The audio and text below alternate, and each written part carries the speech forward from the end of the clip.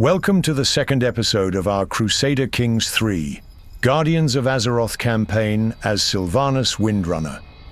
We begin this episode with great news. Lordaeron has been fully rebuilt into the Undercity, the new heart of the Forsaken. The ruins of the Old Kingdom have been transformed into a dark, fortified stronghold, a fitting capital for our growing power. The Undercity brings significant military and economic advantages, such as increased levy size, higher tax income, and greater knight effectiveness that will strengthen our rule. Before we move forward, let's analyze the political situation in our neighboring regions. To the east, the Scourge has conquered much of the Amani troll territories, enslaving the forest trolls and forcing them into their ranks. The High Elves of Quel'Thalas are under attack, besieged by the Scourge and their enslaved Amani troll forces. Realizing the dire situation, the defenders of Quel'Thalas have called upon their allies in the Horde for aid. The lands surrounding the Bulwark and the western Scourge-occupied regions are dense with forests. This terrain is perfect for our dark rangers to set up ambushes, harassing enemy patrols and cutting down isolated units before they can regroup.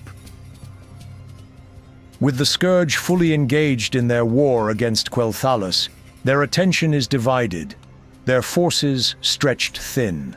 This is the perfect opportunity to launch our attack from the Bulwark, striking at their holdings in the west while they are occupied with the Elves. With the By the Sword talent unlocked, we have gained an immense strategic advantage. We can now declare as many kingdom-level holy wars as we wish. This means we are no longer limited to small, incremental gains. The time has come to declare war on the Scourge and reclaim the lost lands of Lordaeron. Andorhal is one of the most important cities in Lordaeron, a key necropolis where the Scourge once controlled the flow of their armies and resources. Securing it will not only cut off undead reinforcements in the west, but also provide us with a powerful staging ground for further conquests. Part of the Scourge's army has moved to reinforce Andorhal. They know the city's value, and they will not surrender it without a fight. However, rather than rushing into battle on their terms, we will wait and let them make the first move. We will lure them into the dense forests near the Bulwark, where our forces have the advantage. There, we will set up an ambush and strike them down. This will not be a battle, it will be a massacre. The Scourge believe they are marching to reinforce Andorhal, but instead, they march to their doom. The ambush was a complete success.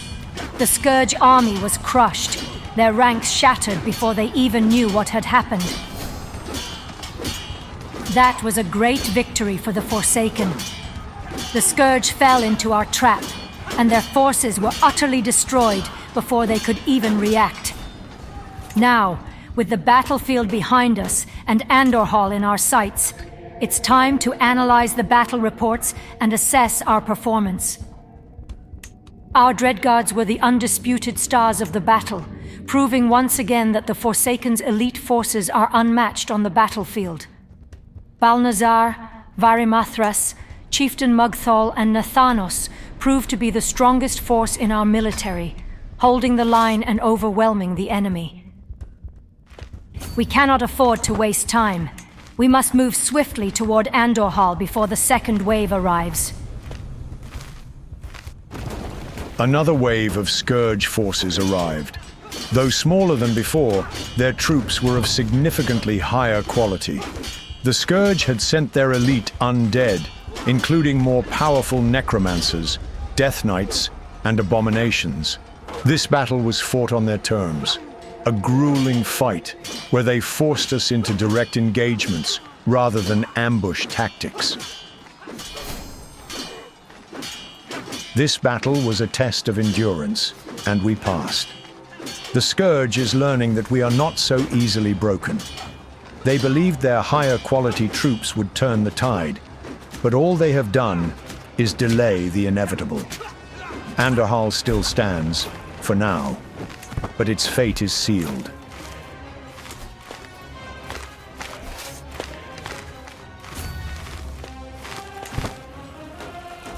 Andorhal is ours. The Scourge's necrotic grip over this crucial city has been broken, and the Forsaken now control one of the most strategically vital locations in Lordaeron. Rather than continuing their futile assaults against our well-prepared armies, the Scourge has bypassed the front lines and launched an invasion into our core territories. This is an attempt to undermine our strength, disrupt our economy, and force us to split our forces. If we do not act quickly, their corruption will spread, and they will establish a foothold within our lands.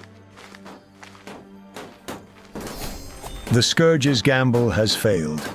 They sought to weaken us by striking at our homeland, but all they accomplished was their own destruction. Their armies, scattered and distracted, stood no chance against our counterattack. With our lands secured, it is time to press the advantage and strike north of Brill, securing the northern coast. If we succeed, we will cut off the Scourge's reinforcements from Northrend. While we have been reducing the Scourge's numbers, our campaign has shifted the balance of power in the north. The High Elves, previously on the brink of collapse, have taken full advantage of our war efforts. The northern territories are secured. The Forsaken now control the coastline, severing the Scourge's connection to Northrend. The enemy has shifted their focus back to Andorhal, launching a desperate counteroffensive. This is no longer just about conquest. It is about defending what we have fought for. We cannot afford to let our efforts be undone. The Forsaken do not yield, and we will not lose Andorhal. March with all haste. The Scourge must be crushed before they take what is ours. There will be no ambushes this time. No tricks, no deception. The Scourge believe they can reclaim Andorhal through sheer numbers, but they underestimate our strength. We will meet them head-on, clash on the open field, and crush their superior forces through sheer will and discipline. The battle is not going as planned. The Scourge, relentless as ever, are absorbing our losses without consequence. This is not a fight we can afford to trade evenly. The battle is no longer in our favor. The Scourge thrives on attrition, an enemy that can endlessly replenish its forces, while every Forsaken warrior lost weakens us. We cannot afford to fight this war on their terms. It is time to fall back to Lordaeron, regroup, and reinforce.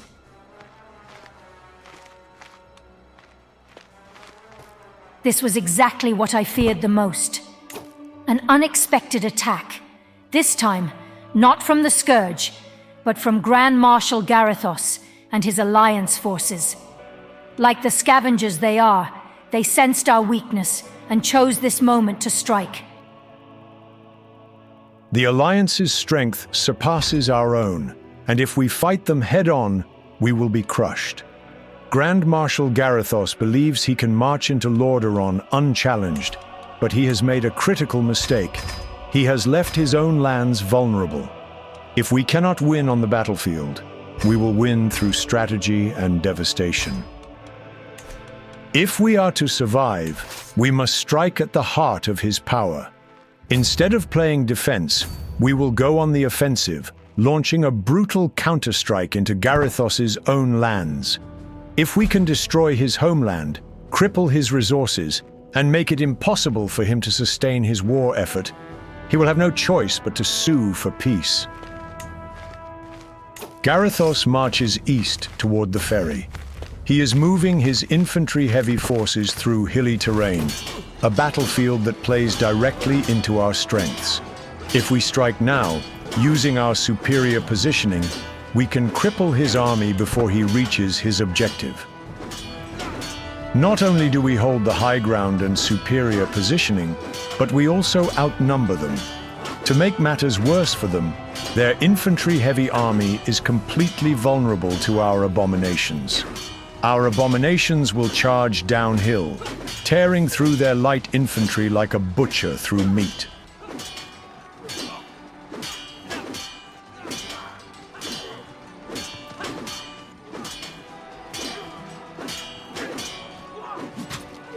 Victory is ours. Our abominations tore through his infantry like a plague upon the living, while our dreadguards carved through their ranks, leaving none standing in their path. Garithos is defeated, but the war is not over. His army lies in ruins, his forces slaughtered. But if we are to ensure the Forsaken's victory, we must strike at his capital before the Alliance reinforcements arrive.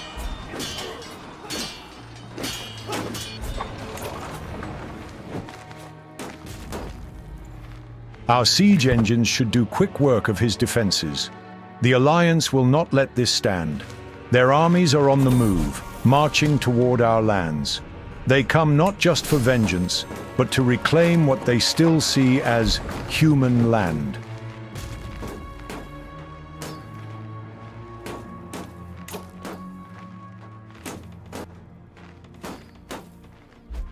With Garithos's capital captured, the war has turned in our favor, but we must be realistic. The Alliance's full might is something we cannot defeat outright. Not yet. If we push too far, we risk losing everything. Instead, we will force a white peace, ending the war on our terms while we turn our focus back to our true enemy, the Scourge. The Scourge is crumbling. Thanks to our relentless campaigns, their forces have been bled dry, their reserves depleted. The High Elves have turned the tide in the north, capitalizing on the chaos we created. Now, while the Scourge is weak, we will strike the final blow. The Lich King's grip on Lordaeron is slipping. His influence over the land is weakening. His once unstoppable Scourge now reduced to scattered remnants. It is done. The Lich King's grip on Lordaeron is broken. His once mighty Scourge has shattered, splintering into smaller factions led by rogue undead commanders. No longer are they a unified force. No longer do they march under the will of one mind. The Scourge is no more. Only fractured remnants remain. Their unity has collapsed, their dominion broken. The High Elves have freed themselves. The Lich King may still sit upon his throne, but he is nothing now. A forgotten king in a frozen tomb.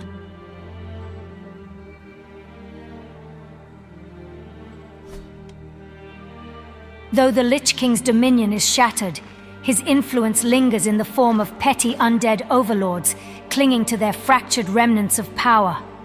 These rogue factions, once part of the Scourge, now act as warlords, desperately trying to carve out dominions of their own.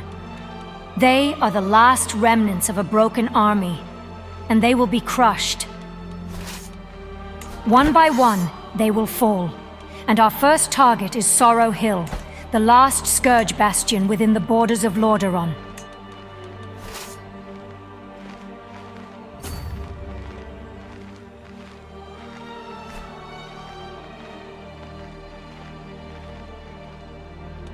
The eastern lands remain infested, and we will not rest until they are ours as well. Our next targets are Stratholme and Darrowshire. These cities are strongholds of the undead and key to controlling the east.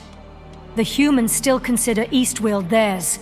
If we take it, we must be prepared to defend it against possible Alliance retaliation. The Horde opposes the Alliance. If we join them, we will have a powerful ally against our greatest enemy. They have strength where we do not. The elves, orcs, trolls, and tauren can reinforce our ranks in a way the undead alone cannot. With the Horde's support, we can march southward and westward, claiming new lands for the Forsaken. But before we expand south into Garithos' lands or strike at Gilneas, we must finish what we started. The undead warlords still hold territory in Eastweald, clinging to their shattered domains. Their numbers are depleted. The Scourge has lost its leadership and cohesion. Now, we finish them off. And with that, we bring this episode to a close. Thank you for watching. Make sure to like, comment, and subscribe. Let me know your thoughts. Goodbye.